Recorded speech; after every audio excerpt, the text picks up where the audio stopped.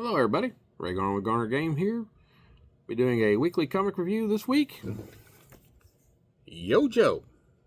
G.I.Joe #1, part of the Energon universe from Image. Now, this book is brought to us by Joshua Williams and Tom Reilly.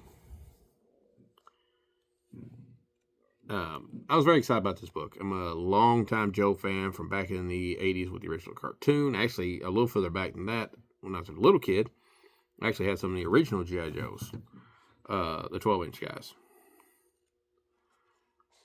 This book starts off with a little bit of a build-up flashback referencing back to the Duke miniseries. For those who aren't familiar, this is the culmination of the Duke and Cobra Commander miniseries, followed up by the Scarlet and Destro miniseries, all leading into G.I. Joe #1. So the flashback basically references his getting away from Cobra and the start of the setup for the Joes. And we jump straight into the action, quite literally, as they're jumping out of a plane with the jetpacks. And this little incident, we start meeting our team being led by Duke. They're in a combat training situation against drones. We meet Rock and Roll. A little quick synopsis of him: Stalker, Cover Girl, Clutch, and the Baroness.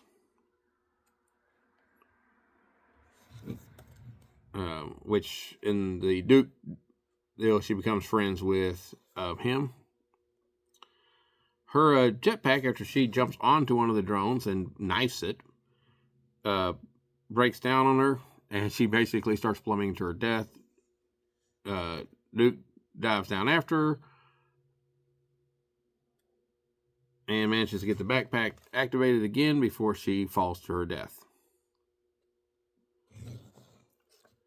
And she's not very happy with the faulty equipment. Duke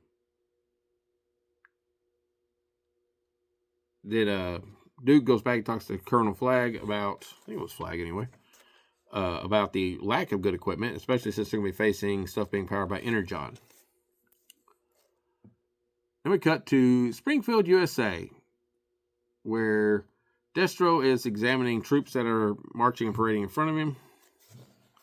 We have his tanks in the background, Cobra soldiers, bats, and we have Cobra Commander, who is working on a cybernetic hand.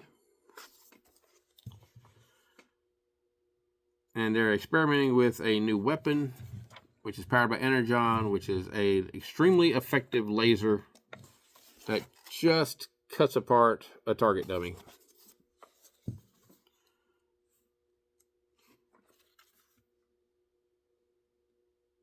We do a little more cutting around, seeing some different people involved. And we get a little pep talk from the Colonel,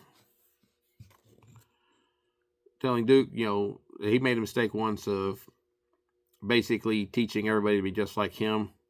And it's actually the individualism of each person that made the team work best. And this is just outside the pit, which is currently under construction. And then we get the for sure foreshadowing of Adventure crossover,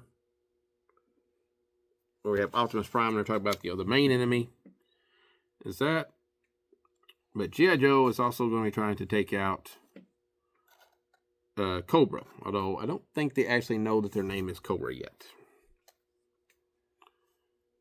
But there is a giant chunk of a spaceship that has crashed into the Pacific, and both teams are planning to go get it.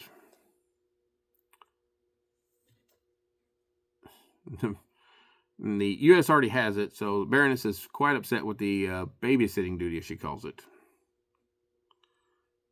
But is it long before Cobra attacks? We have a helicopter assault from outside. Duke gives some orders for everybody else basically to get the stuff out of there, cover each other, and he's going to take out the air support. Which we And we have a great deal, which just reminds me of something from the cartoon where Duke dives out, grabbing a hold of the helicopter to climb up and take out the pilot. And Cobra Commander's watching and calls him insane. And I can hear it in the old commander voice. Then, as they're fighting their way, trying to get past the Cobra soldiers, a grenade is thrown at them. They manage to get away from it. As we talk about breaking the object so Cobra can't have it.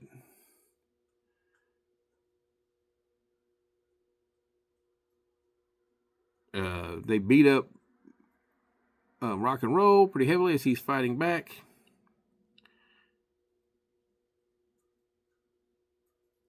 Duke actually asks him, "What are you doing, Duke?" Rock and Roll, he said, "Don't worry, Duke. I've been shot before. I can handle a light show."